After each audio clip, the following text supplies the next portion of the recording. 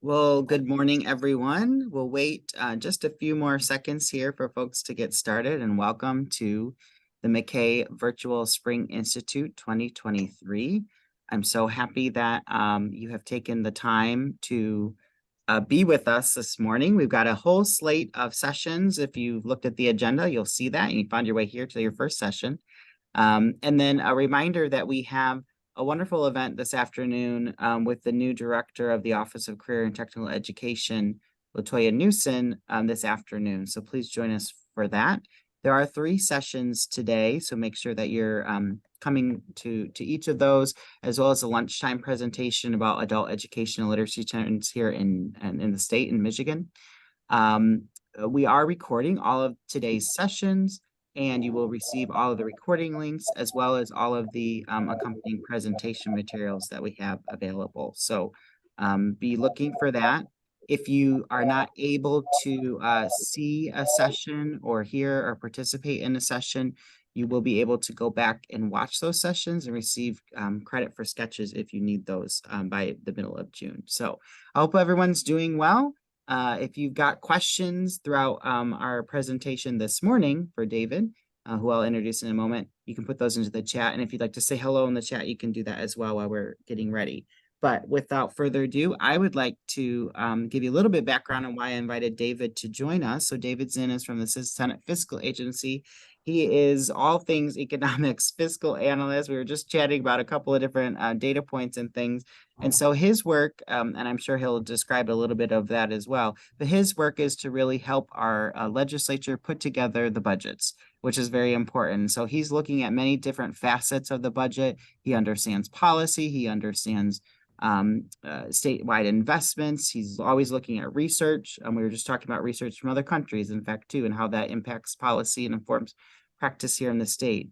And really wanted to invite him to present because he did a presentation to the Senate Committee on Small Business and Economic Development, and really looking at trends within Michigan that I thought was really important for us to recognize, whether that's through demographic shifts and trends, whether that's through economic investment trends, and really looking at the trajectory of where our state is and where it goes and how that influences not only the people that we are serving in our programs, but how we're able to deliver services in the industries and the sectors in which we're able to engage with, both from an education landscape and a business landscape. So a lot of a lot of information he's going to share with us.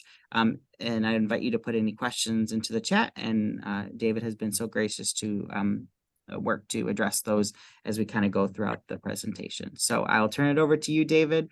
We're happy to have you. Thanks for being here today. Well, thank you very much, Patrick.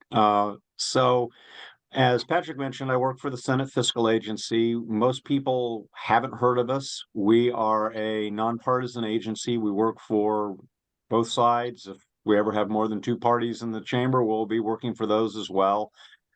We kind of serve, if you've ever seen, the old 60s police show Dragnet, there was always, a scene, and kind of became a gag, at some point, that somebody had been a victim, and since it was the 60s, often they would if it was a female victim, they'd be a little bit histrionic or whatnot, and but even if it wasn't, it would someone that would be mad or angry or whatnot, and the one sergeant would always say, just the facts, ma'am, or just the facts, sir. We try to do that what is sort of positive sort of stuff and give them the information, and then they put the normative stuff with it and what it's supposed to mean, and whether it's good or bad and whatever spin they want to. But we're an agency that's kind of put together to kind of give them the numbers. Most of the agency works as budget analysts and helps put the budget together. I and another person end up working as economists. We focus more on what revenues are doing, what the economy's doing. We do have a unit that, for all of the stuff that's not budget, any legislation that's taken up, we do an analysis of. So if, whether it's a budget bill or not, if you're wondering what it does, you can go to our website and find out more information either on a background level or literally the impact of what that legislation is estimated to have. But that's a little bit about our agency. I'm going to go ahead and share my screen, I think, to get into the presentation you invited me for, because I don't think the idea was to hear about what our agency does. Okay. It's giving me a different screen share on the one thing. Is everybody seeing like the full screen? Yep. So David, I think if you go where it says that display settings at the very top there, do you see that? Yes. And then go to duplicate. There we go. It should clear it up, hopefully on Thank your you. end as well. Yeah. Excellent. The only bad part is that, wow, that was different. Let me try that again.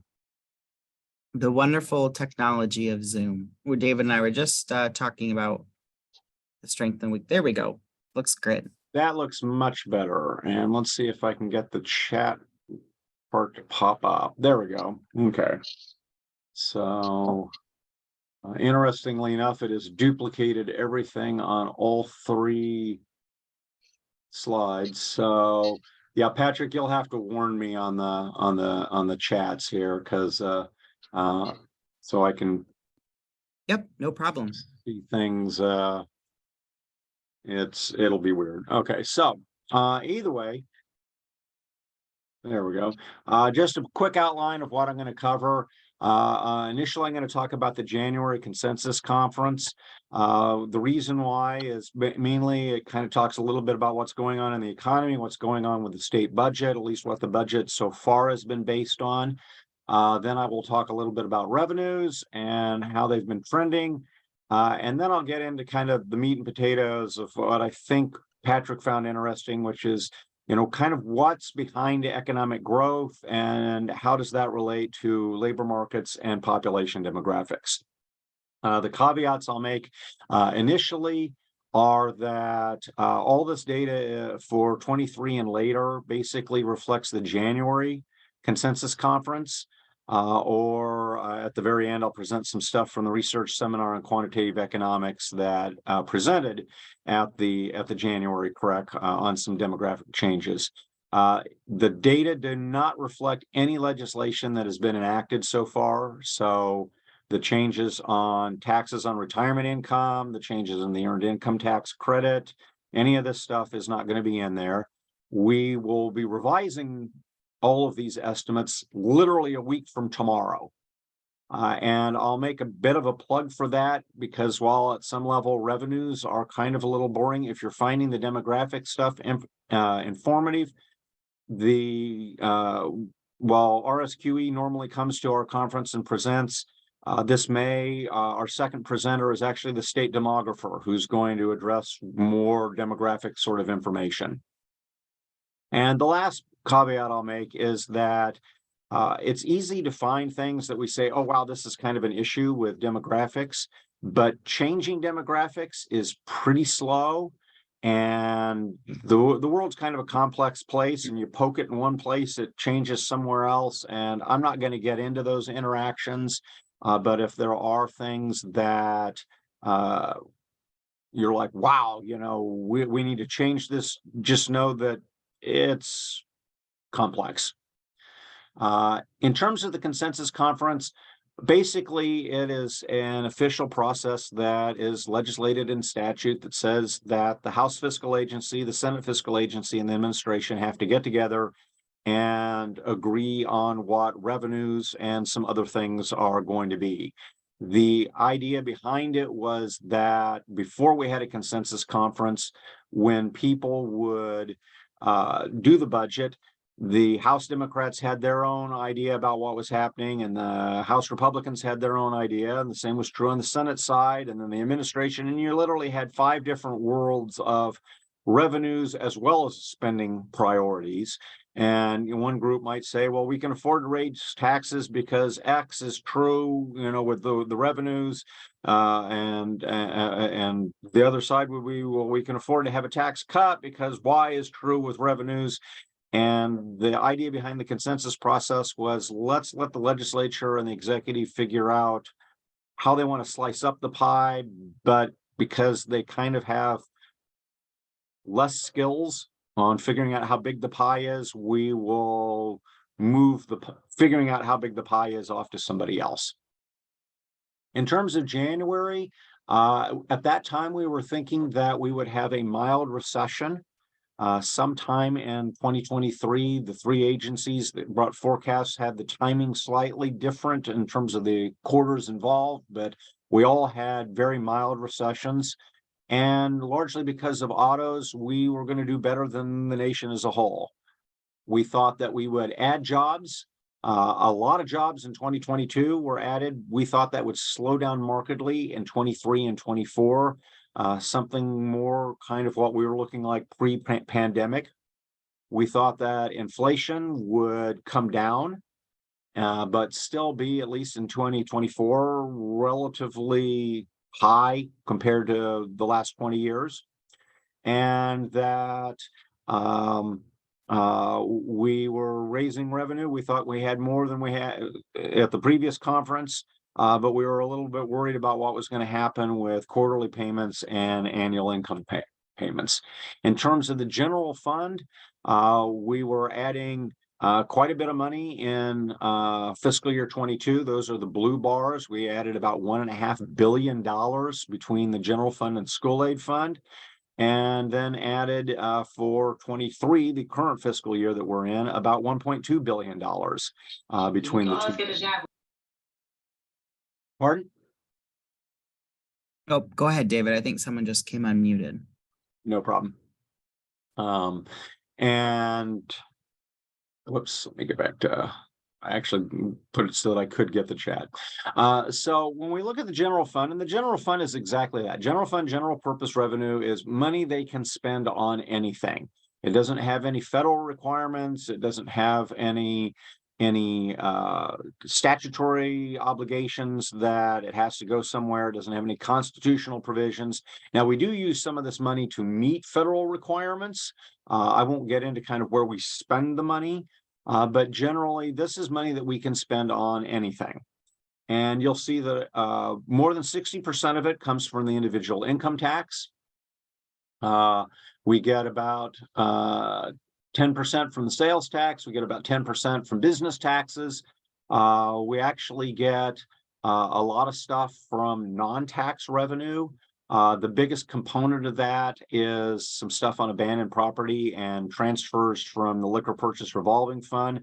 But kind of everything else falls up into that little tiny slice down at the bottom that's 2.2%. So kind of everything else is not a big deal in the form of the general fund revenue. And in terms of how that has moved over time, you can see this goes back actually to fiscal year 64 in terms of both nominal and inflation adjusted revenue.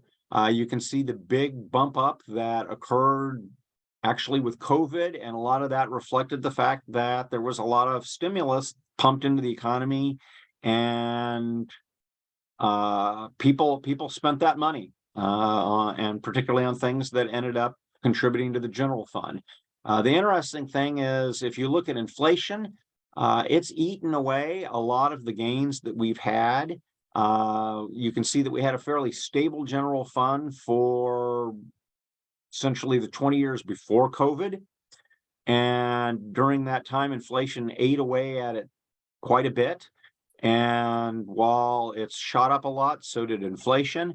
If you look at the buying power, we're barely above where we were in fiscal year 1968 when we adopted the individual income tax. So when you hear people talking about how the budget is tight, yeah, it's big. It's a lot of money, $15 billion in the general fund, but the buying power, we're literally where we were at,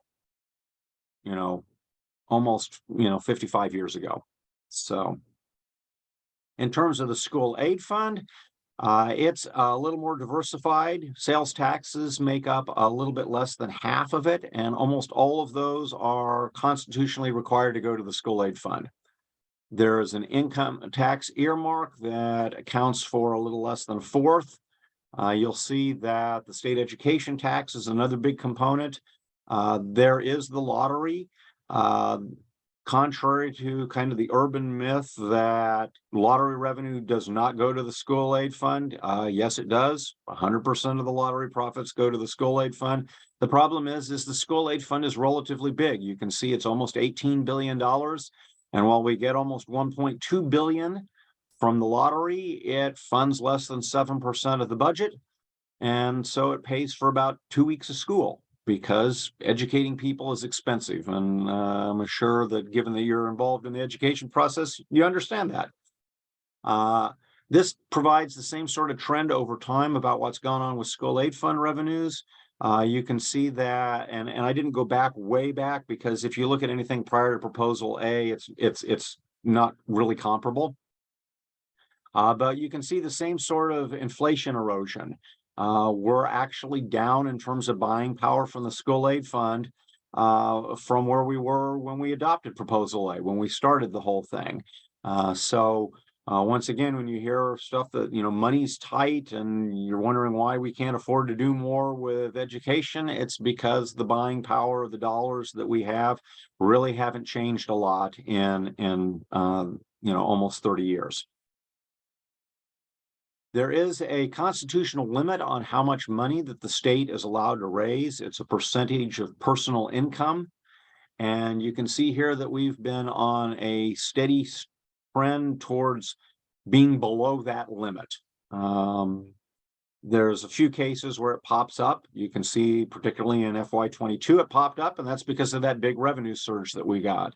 But as we move forward, we're seeing that we're going to kind of return to these very large gaps between what we're constitutionally allowed to collect and what we're actually collecting. I would highlight that these numbers do not reflect the more than $1 billion in tax cuts that we have adopted since January's consensus conference. So that gap is going to get even bigger. And what it basically boils down to is our taxes are not rising as fast as our income. And you can kind of see that in this slide here. This compares a bunch of states where you look at taxes as a percentage of income, and different states split things up in terms of what locals are in charge of and what and like in Michigan, when with Proposal A, the state took over a lot of local level funding in terms of schools. So if you look at the combined state and local burden, you can see that Michigan ranks 34th and compared to the country, the other states. If you look at just a state burden, they rank 23rd, and the difference between that is largely because of Proposal A, because we took over some local funding aspects. And so the state burden looks a little bit higher than the combined burden would do. If you look at the long-term trend, kind of going back to that constitutional revenue limit graph, it's not surprising. Yeah, taxes have been falling as a percentage of personal income. They jumped a lot under COVID, largely because of the effects of a lot of federal stimulus. And some other things have kind of gone haywire with some economic relationships that have made it difficult to estimate revenues. That's why you've seen such large changes when we have our consensus meetings. If you look at, rather than kind of all taxes combined, or I should say, this is just the major taxes, as you can see, sales use, individual income tax, and the primary business taxes, and the state education tax. If you break it into its component pieces, you can see that there's been two trends we had early on in this graph. You can see that there was a lower individual income tax burden, and then we got to about 2011, and we decided to revise the way we did business taxes. And in fact, we paid for some of those revisions by increasing the tax base under the individual income tax. So you see that drop in business taxes at the same time that you see an increase in the individual income tax. And then they've both kind of stayed at the same levels for a long time. Individual income tax with some issues related to COVID, and particularly the stock market kind of soaring, and some other changes that we did with taxes on what are called flow-through entities or pass-through entities, and I won't get into that. But I will point out to a general downward trend that you see with sales and use taxes. And the reason for that is that the service sector continues to grow, and a lot of services are not subject to sales taxes. So as people make more money, they spend some of it on goods, but they also spend some of it on services. And as a result, the portion that is getting spent on goods, which are generally subject to sales and use taxes, ends up, falling. Now, we've seen a little bit of stability of that for the last 15 years or so. But as the economy continues to make that shift, it'll probably resume. And the last thing that you see is, you see a fairly stable line with the state education tax, and that's largely due to the limits that kind of go along with what we can do with the stuff on state education tax.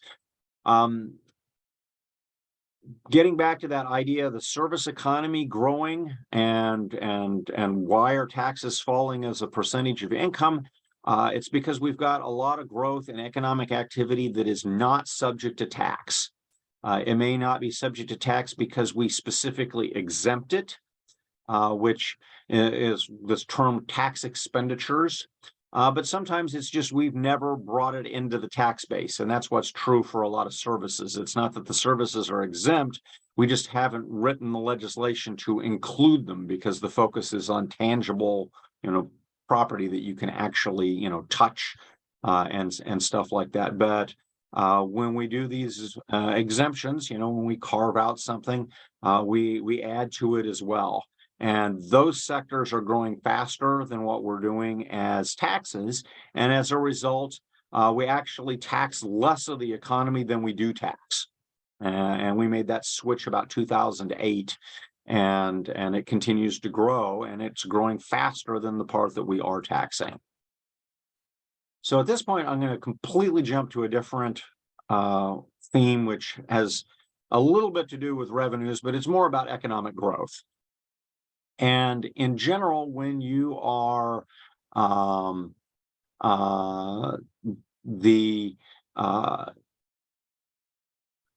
there's a constraint that the economy basically faces, which is you can't grow faster than the number of people you have working and how fast their productivity is growing. How much better of a job they can do at making stuff, or in the case of delivering services, how much better of a job they can do in delivering services. And there has been a big change that kind of occurred in the wake of the 2008-9 recession that has kind of lowered our long-term potential. Now, this ends up looking at population growth rather than the number of workers that we've got employed. So I've skipped over things like, are you participating in the labor force? Do you have a job and stuff like that? Because ultimately those are constrained by population growth. And so differences in job opportunities or in labor force participation are going to cause the line to move a little bit differently than what I've illustrated here. But if you look at what we've had in terms of that limit, you can see that we used to have a limit that was somewhere a little bit less than 4%, and since 2010, that limit has dropped below 2%. And, COVID, of course, produced some weird swings because it made massive changes with both population growth and labor force participation. But the point is that we really are on a long-term, lower growth sort of scenario. And this is true for a lot of developing economies. It's been true for Japan for quite a while because of their population demographics. It's been true in Western Europe. And, we finally reached a point where it's true for the United States. And really, this is kind of the thing that's going to, it's always affected us, but it's going to feel like more of a constraint moving forward because literally how fast we can grow is facing a constraint. And you can see the lines bump around, but the trend is definitely on a different trajectory. And part of that constraint is that we have been on a long-term downward trend for productivity growth. And I should have updated the title. Annual data is out for 2022, and we did get a low that looks about like this. It was minus 1.7%. It's literally the lowest since 1974. But if you smooth out this jumping around and stuff over the post-war period, there has been this downward trend, and you can see we've spent a lot of time averaging something not much above 1%, whereas we used to be sitting well around 3%. And we kind of got back there with the tech bubble. Everybody moving to computers and everything helped us out in the late 90s, but we've been losing ground since then. And so we're kind of not getting any help from productivity at this point. And I will look at what's going on in population in a little bit. There is some data available on productivity growth by state. I looked at 2012 to 2021 because I wanted to look at a period that we were out of the 08-09 recession and stuff. And so you can see that nationally, we can see that labor productivity, the total change was about 15%. Which makes sense. In 9 years, you're growing a little over 1%. That's about what you get.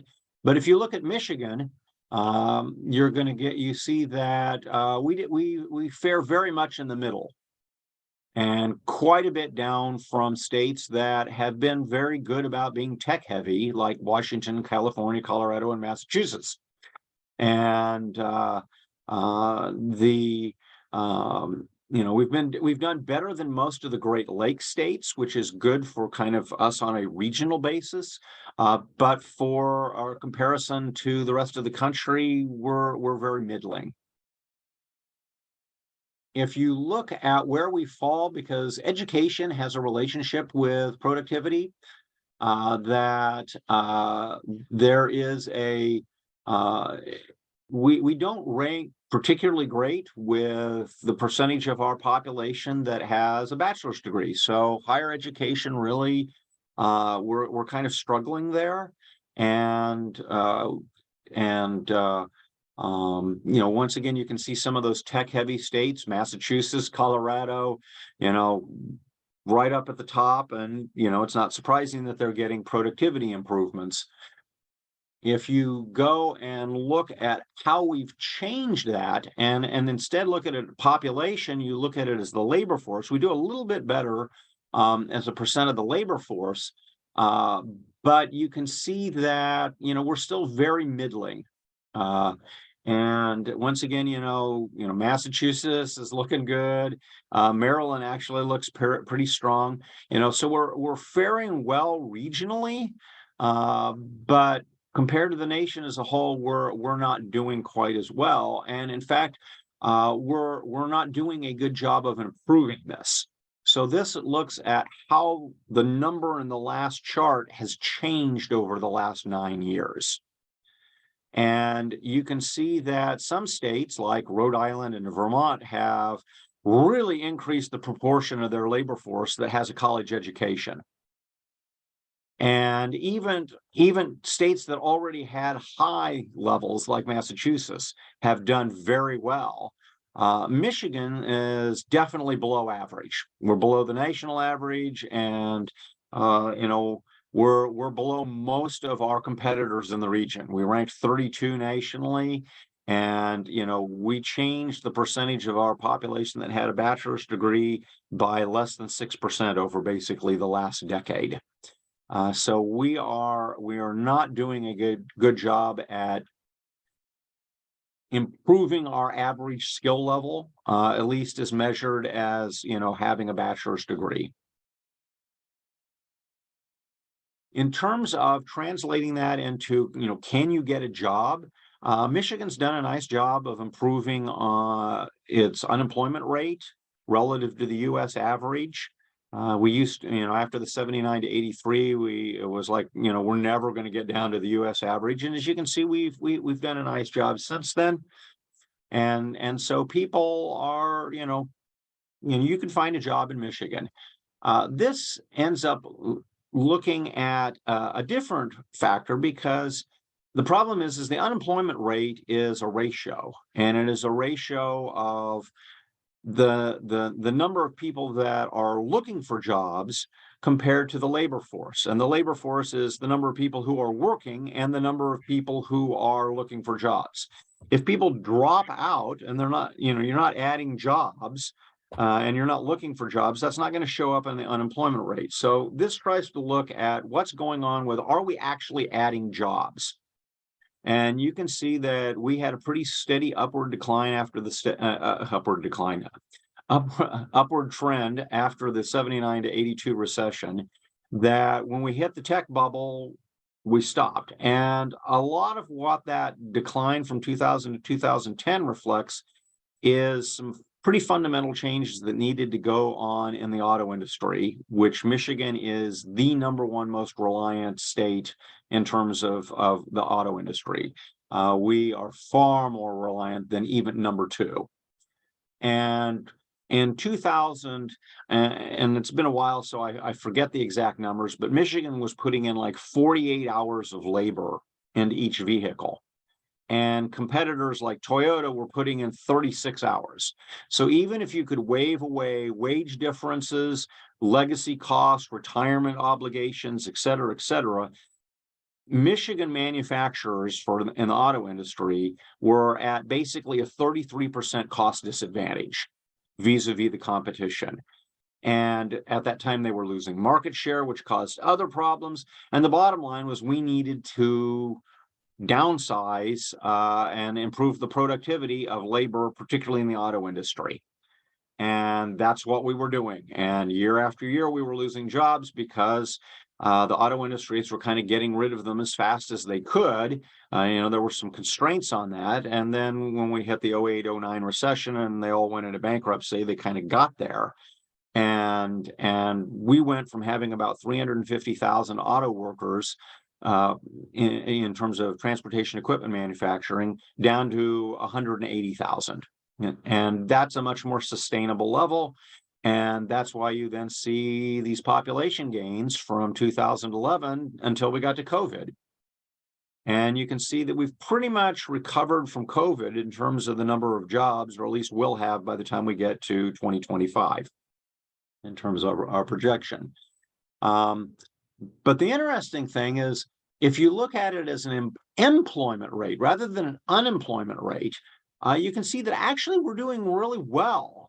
We are near record highs in terms of the percentage of people that feel like they need to, that they are capable of working in terms of getting a job. And while we haven't recovered the number of jobs, we have recovered essentially the percentage of our population that is trying to get jobs. And so the difference between those two is going to reflect issues of labor force participation. And if you look at national data, you'll notice that there has been a steady downward trend that tends to have big drops when we get to recessions. So we had a big drop after the 2001 recession. We had a big drop after the 08-09 recession. And there's basically been a long-term trend going on. If you look at data from the Bureau of Labor Statistics in terms of what's going on here, you will find that they actually predict this line will drop off the bottom of this graph somewhere around 2030 to 2035. And the reason for that is basically aging baby boomers. And a lot of what I'm going to talk about now is going to relate to those age demographics. So it's people basically getting older and retiring and leaving the labor force. And so Michigan looks pretty much kind of the same sort of path there. We flattened out a little better than the U.S., which has helped us. But we probably will resume that downward trend that they expect in the nation, mainly because as you'll be seeing, we're really heavy on an older population vis-a-vis the rest of the country. In terms of what we've seen of changes since COVID, kind of who's been leaving the labor force, you can see that younger workers have left. This is primarily people of child-rearing age, although women have not left at that much more of a rapid rate than men. You can see that we've gained in middle age sort of stuff, but you can see older workers are leaving, and particularly if you get to the 70 and over, these people have left in droves, and they're not coming back. They simply won't be coming back. They are going to be a permanent loss in terms of the labor force for the most part. And complicating that is the fact that our population is not growing as fast as the U.S. So, we've kind of had this idea that, well, Michigan's population is shrinking. Well, we've definitely had some declines. You can see this, during the latter part of the 2000 decade when we were losing these jobs. But after the 08-09 recession, most of the last decade, we've been adding population. Had some hiccups and changes and stuff like that with COVID and everything, but we've actually been growing.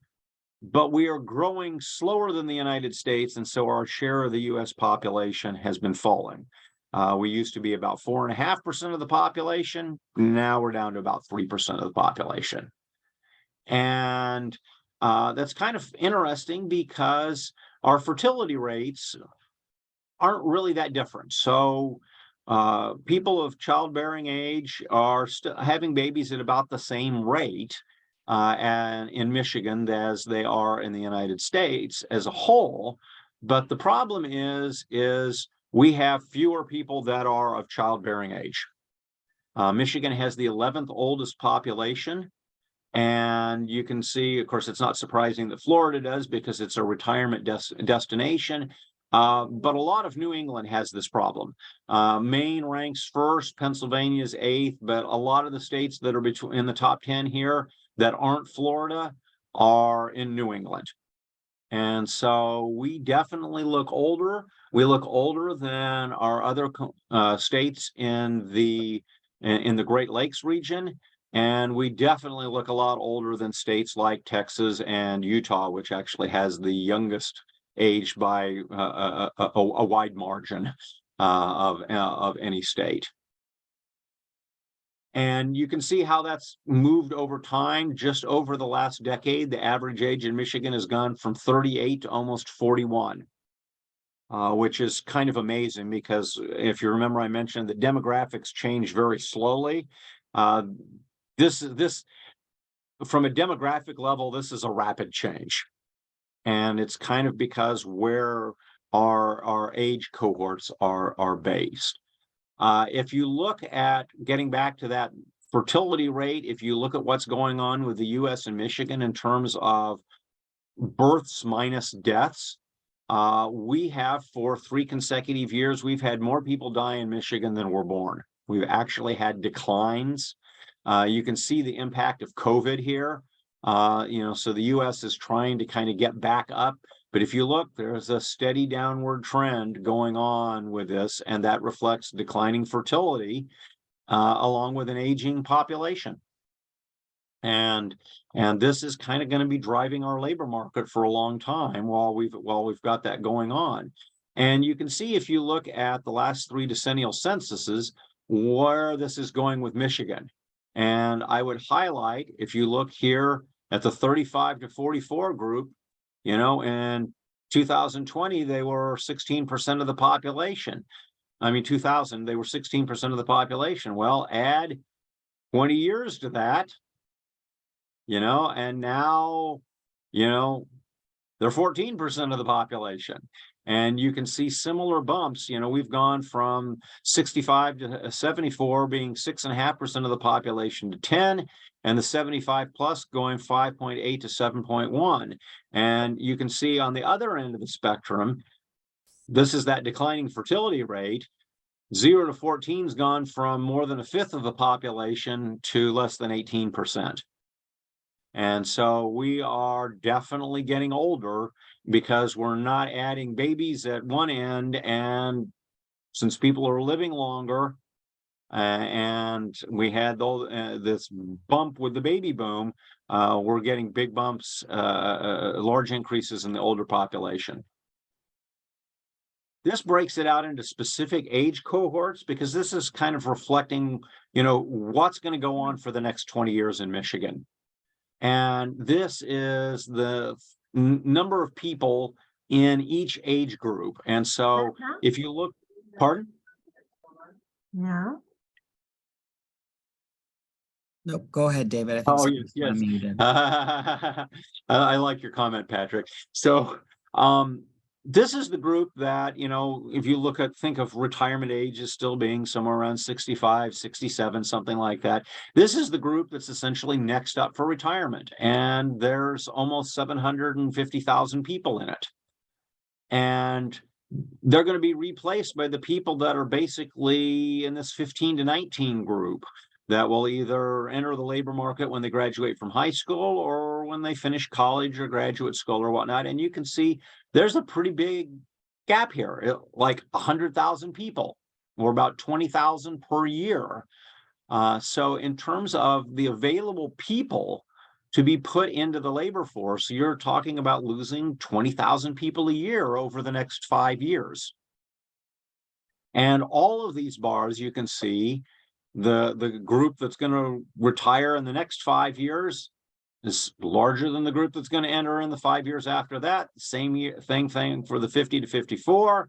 It isn't until you get to the 45 to 49 group that will be retiring in about 20 years that the bars are a little closer, but still the group that's retiring is larger than the group that's going to be entering the labor market. So, you know, we're probably going to continue to see low unemployment rates because we're losing more people than we're gaining in terms of the labor force. And you can see this is just a different way of illustrating the same sort of thing. You can see that in terms of the change over the last 11 years, the under 18 population in Michigan has fallen 8%. Nationally, it's fallen 0.8%. So vis-a-vis the US, we are kind of struggling. But you can see both of the US and Michigan, that 65 to 74. Wow, what an increase over the last 10 years, a 50+% increase. And then you can see that issue I was mentioning about Michigan's slightly older demographic. We're not quite as older in terms of the increase. The US has actually grown faster in the 75 plus than Michigan has, but these are very big numbers in terms of increasing an older population, and most of these people are not in the labor force. Labor force participation rates for people that are over 65 are like in the teens, as opposed to this age group, you know, they're in the 80s, you know, and sometimes higher depending on which demographic. So where are we going to get people? We can get them from other states. And this looks at interstate migration. And here it does it as a percentage of population and as a number of people. And it's because some of the states that are very popular destinations have very large populations. So Florida, Texas, California, these have very large populations. And so lots of people move to them. But because they already have large populations, that movement does less in terms of increasing their population. So you can see California ranks third in the number of people they get, but because so many people live in California, they actually rank 50th in terms of the percentage change of their population. Same sort of thing with Texas. Florida, a little bit less so, but even so, you know, they're the #1 destination for people moving to it, but they rank 24th.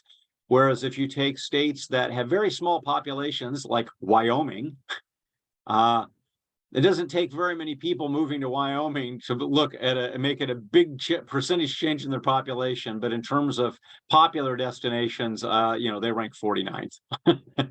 So not a lot of people moving to Wyoming, but the few that do make a big difference to that state. And you can see, you know, these retirement destinations, Nevada, Arizona, Florida, Texas, you know, some of the, you know, these southern states, you know, definitely attracting people. Places that are cold, Minnesota, Wisconsin, Michigan, you know, these people are not attracting states, attracting people very well. So why do people move? And they move for a lot of different reasons. And this takes a kind of the 30,000-foot view. And you can see that almost half of, but it also, I will highlight, this also includes moving within states. So if I move from Detroit to Grand Rapids, or I move from Mayo, Michigan to Lansing or something like that, this is included, just like if I move to Florida or Arizona or Minnesota or wherever. But almost half the people that move because of housing issues. Next, about a third of them are for family-related issues. Less than a fifth move for job, and everything else is kind of like the also-rans. You know, whether it's weather or for education purposes or tax policy or whatever, all of the stuff, if you add it together, doesn't account for 10% of the reasons. So if we look at the subdivisions on these and look at housing, why are people moving for housing? Well, a lot of this is I need the newer, bigger, better. And a lot of that is probably going to be intrastate. You're probably not even likely to move much out of your county in this.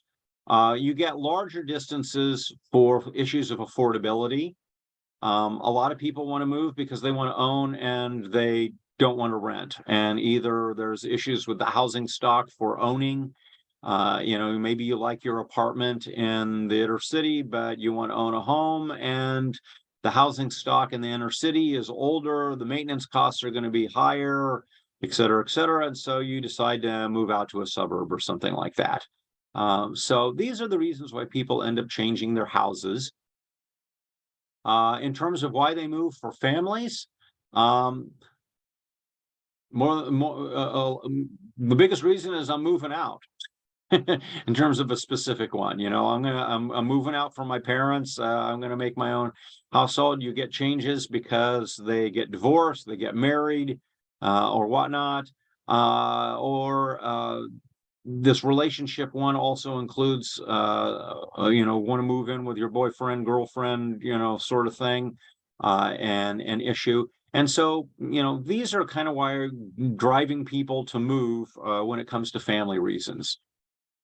And finally, when you look at employment, the big issue is, hey, you know, I'm looking for a new job. And it may be because I want to stay in my sector, and my sector is transferring operations. We've actually had some in-migration into Michigan because auto industries have been shutting down plants in other states faster than they've closed them in Michigan. And so we've actually become more concentrated on an auto industry. And so there are actually people associated with the automobile industry that are like, hey, I've got really good skill sets here. I'm going to stay in the sector and I will move to Michigan instead of trying to move to a new career in my state in, you know, Kansas or Tennessee or Oklahoma or, you know, places where the big three have closed plants. People also move because they're tired of commuting. You know, we've got several people in the office that are looking at moving, and it's because they're tired of driving an hour or more, you know, every day to get to a job. And, you know, interestingly enough, another reason people move is they've retired.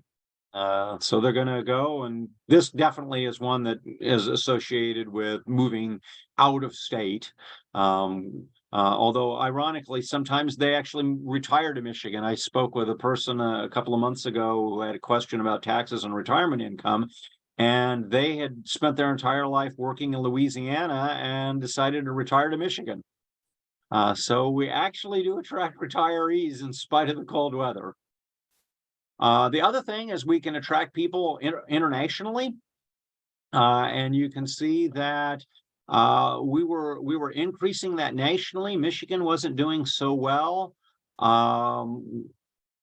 President Trump argued that he would restrict immigration, and you can see that in the data. Both the U.S. and Michigan, the numbers were falling. You can see nobody was migrating with COVID, and we've kind of restored that. We're doing better than we were. I would argue a lot of this kind of reflects some catch up from a couple of these years, because we really haven't changed immigration policy. The biggest place where we've made some changes is with H-1B, which is kind of high tech immigration people sort of thing, and that's kind of this spike. But these numbers are not enough to offset those natural population declines, and so even though Michigan's doing better, that's a very good question, Heather. H-1B is a name for basically it's government programs like to come up with all these interesting things in numbers that stand for stuff. Like we filed the 1040 income tax reform. I have no idea how we got to 1040, for that number, but H-1B is just a classification, and basically you have to demonstrate that you have to have skills that businesses can't fill. They're employer sponsored. And so if you're trying to find engineers, for instance, and tech people, and you can't find the people, you can essentially sponsor somebody from another country to immigrate to the United States. And the program that allows employers to do those sponsors is the H-1B program. So where they came up with it, I have no idea, but yeah, it's basically high-tech workers. Sometimes they come permanently. Usually it's like for 5 or 6 years, and then they can be renewed. Are those often in communities? Yes. They will tend, when they come to different communities, they do tend to kind of congregate a lot. When you move to a new country, familiarity is lacking. And if you can find other people that also emigrated, it lends a little bit of feeling of stability, familiarity, and stuff like that. So often they will tend to locate, respond to employers that can put them in the same sorts of areas and stuff like that. They'll be more interested in accepting an H-1B visa if it's an employer who's recruited from the same area geographically. And so this gets to some of that data that RSQE had. This looks more like what's going on in the next 30 years and just looks at the shifts within Michigan.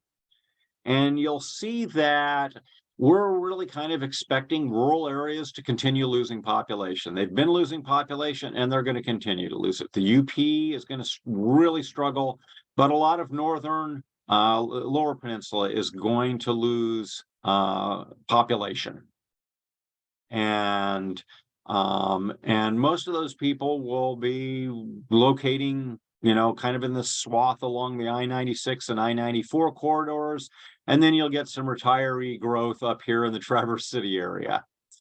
And when you look at where the jobs are going to be, outstate areas look even worse. These rural areas are really going to struggle to generate jobs. It's hard to generate jobs when you don't have people. But the employment growth is going to be very slow. And most of the employment growth is going to be in this Metro Detroit area, and then kind of Lansing through Grand Rapids. And that's kind of what we're expecting, given where people are moving and where people of working age are going to be located. Is Michigan Tech doing something specific for the UP area growth? Not really. And one of the issues, and it kind of works against the UP, is transportation costs are a big factor. And the closer you are to transportation hubs, the easier it is to be more successful as a business. And Grand Rapids has a good transportation hub. Detroit has a good transportation hub. And guess what? That's where the majority of the job growth is going to end up being, and tech companies are going to favor those areas. Kind of I can now work remotely stuff with COVID that helps some of these rural areas, but some of that's already kind of fading. Businesses are finding they'd really like to have people in the office a bit, including tech companies that were the most able to do remote work. David, I was kind of curious. It was actually one slide back from that map slide. No, yeah. One forward, sorry. Yeah, it was actually, I was just curious about that. It's a very specific part of the, like, so much of the UP is like red, and then there's this nice dark green area by Michigan Tech. And I was just wondering, like, it seems like dramatically different. The main reason there is because you've got a population center with Marquette. So it's less Michigan Tech, so to speak, as much as Marquette. So just like you see kind of these urban areas here, Marquette functions as the urban area for the UP. Okay. Having Michigan Tech there definitely helps them. And gives them a boost that they would have absent being Marquette, but you would still probably see this be a growth area relevant to relative to the rest of the UP, simply because of Marquette's characteristic as an urban center for that area. It's interesting. I was just picturing like all the like the lower peninsula. Like, I don't know where these people are moving to or moving from. When I looked at the UP, it was like, it looked like that, like northern Michigan Tech was like sucking in everybody from the UP. Yep. Like, I was like, there's no way they're getting all those people from somewhere other than the red areas right around them for that. Just kind of interesting. Yep. Well, if you think about also, kind of industries that are growing and kind of stable economic base, a lot of the UP is kind of struggling on that as well. You're more likely to get the types of businesses that are growing in Marquette than you are in some of these areas. And that's why you see these things like over by Alpena and in the Thumb and stuff like that. It's just, they are not large enough relative to other areas that are in similar geographic proximity to transportation hubs to attract those businesses and people that are going to have that. And many of these red counties are actually have the oldest average age. Gotcha. The exceptions are kind of this Traverse City sort of thing, because it's more of a retirement hub. You're more likely to retire to the Traverse City area than you are the Thumb. Right. Okay. Thank you. You're welcome.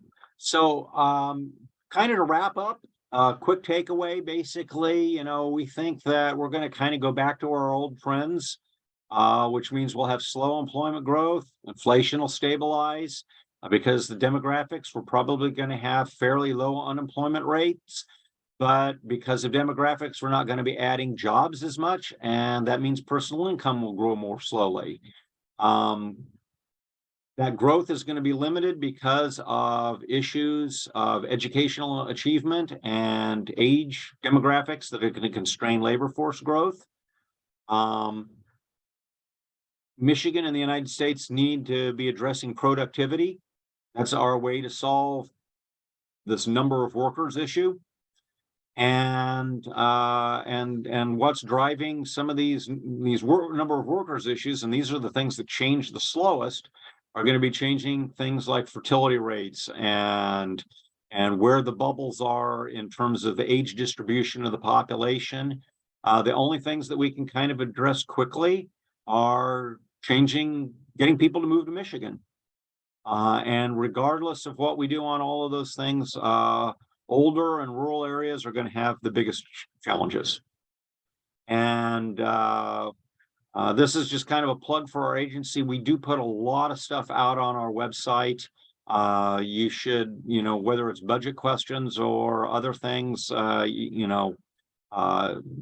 if you're wondering about stuff, I would very much encourage you to check our website out or give us a call. So let me stop the share and see if other people have questions. Thank you so much, David. Yeah, I'll open it up. If anyone's got any questions, you can put it into the chat or we'll unmute and you can ask those questions.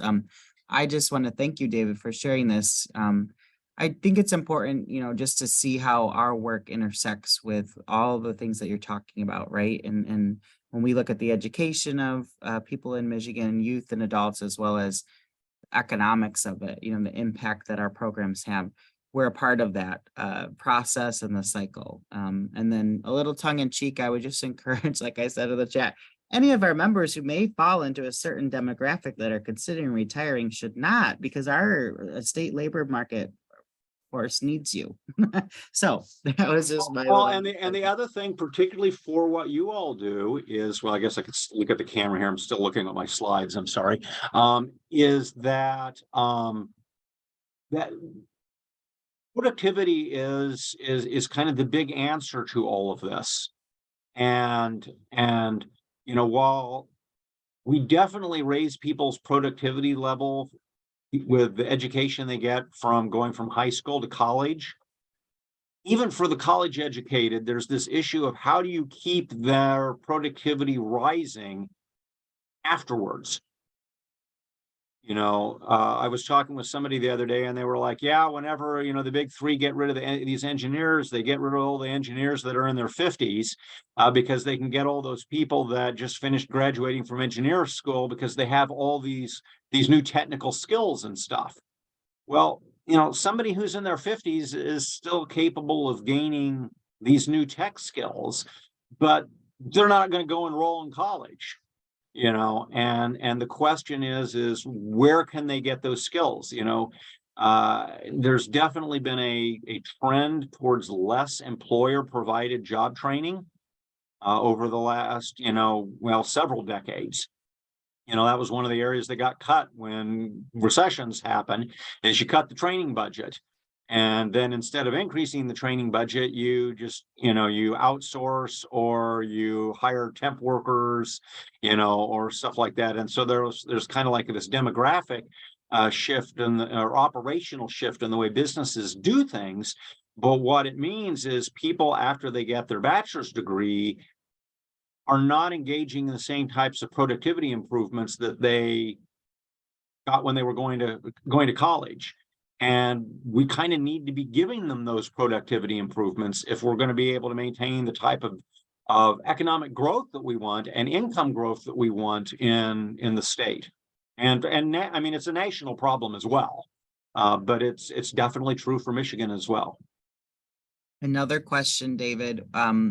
Can you give a little specificity to what is the definition of productivity as it relates to what you're presenting today? So basically, it's output per hour. So when I talk with the debaters that I coach and we're talking about things like that, I often use manufacturing examples. I don't know why, but often I'll pick on manufacturing tables. But you want to have a way to make, so that if you were making 5 tables a day with a worker, that now they maybe can make 7 tables a day or 8 tables a day or 10 tables a day, because that increases your income, right? But it doesn't necessarily increase your expenses, and you can pay the worker more because you're making more from them. And so it raises wage rates and it raises profits. I mean, it's a win-win for everybody.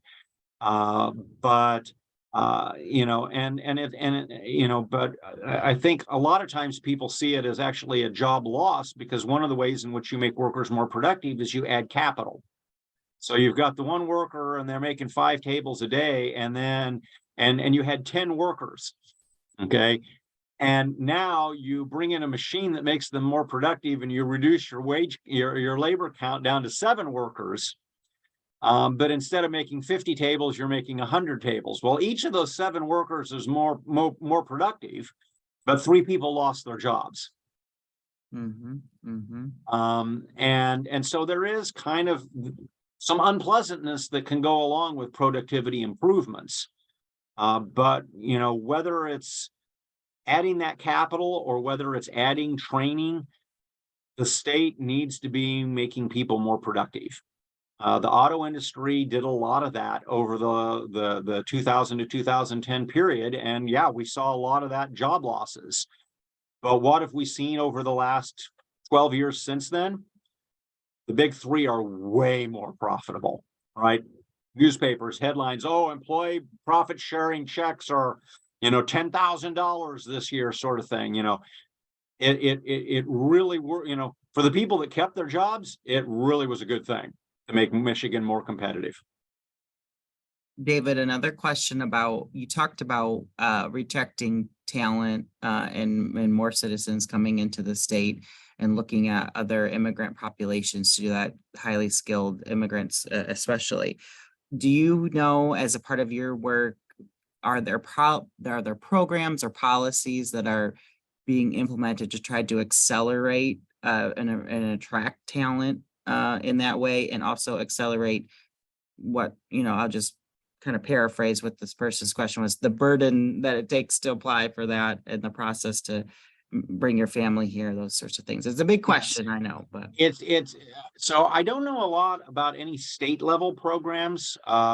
Immigration obviously is governed by federal policy regardless. You know, the H-1B program faces caps. In fact, most of the programs where you can bring higher skilled workers face caps. And every year there's more demand from employers than get filled. So there's kind of a lottery in a sense about who gets in and who doesn't. And how to affect that to Michigan's favor, I'm a little vague on. You know, I don't know how they kind of choose who gets approved and who doesn't. You know, some of it has to do with key industries, as the federal government thinks they are, but, you know, certainly Michigan can kind of lobby on that, as well as Michigan industries could lobby on that and stuff.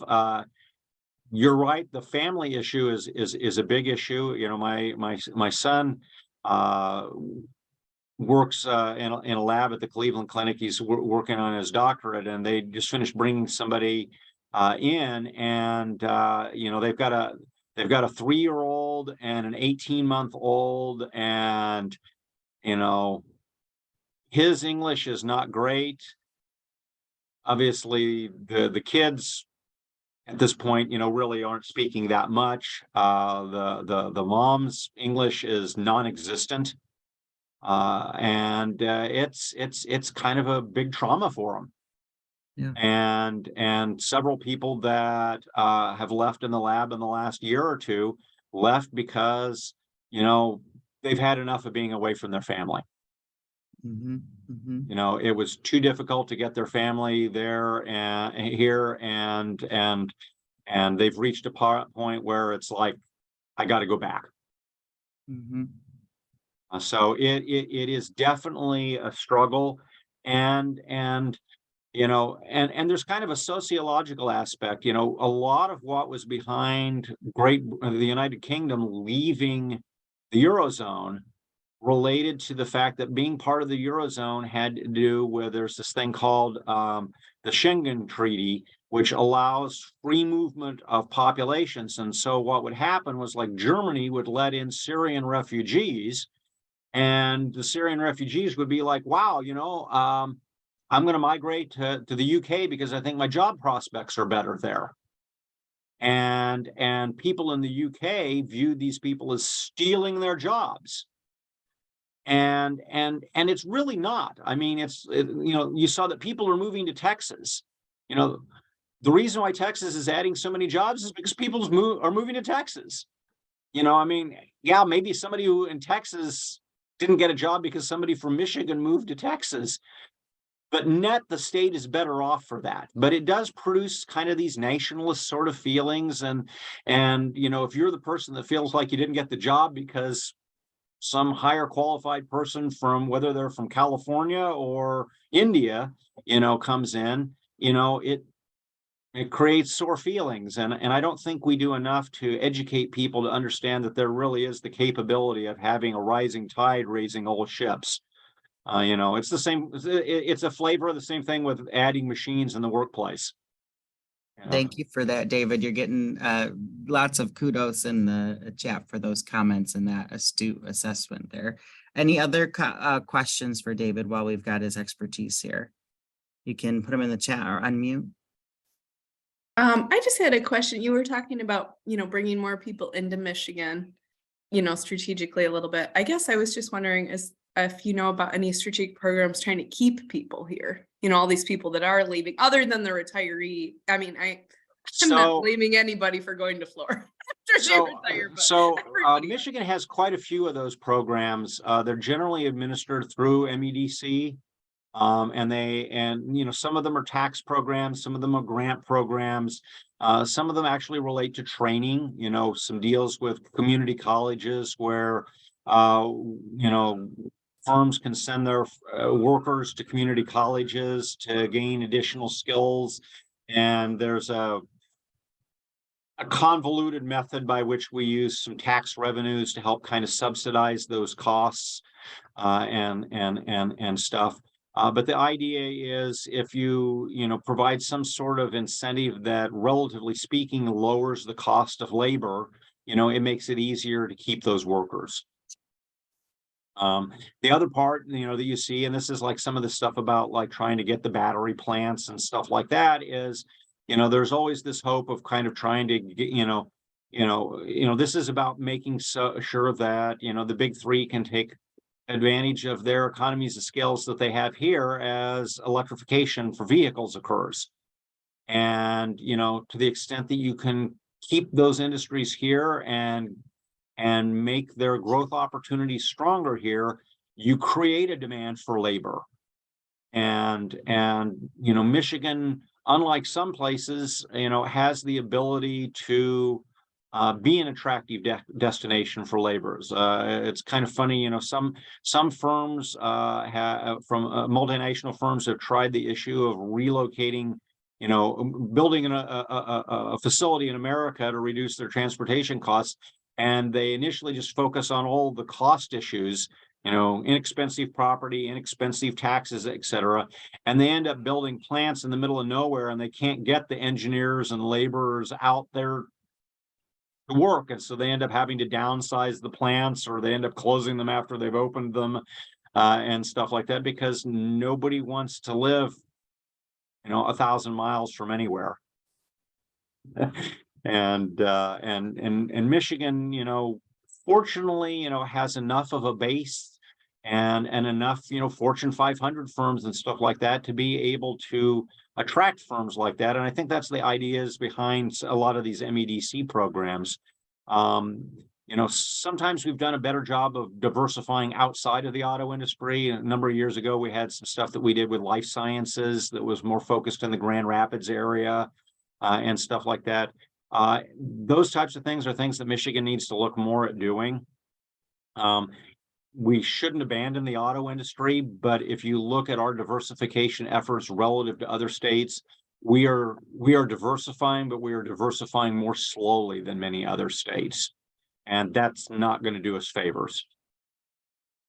Any other final questions for David?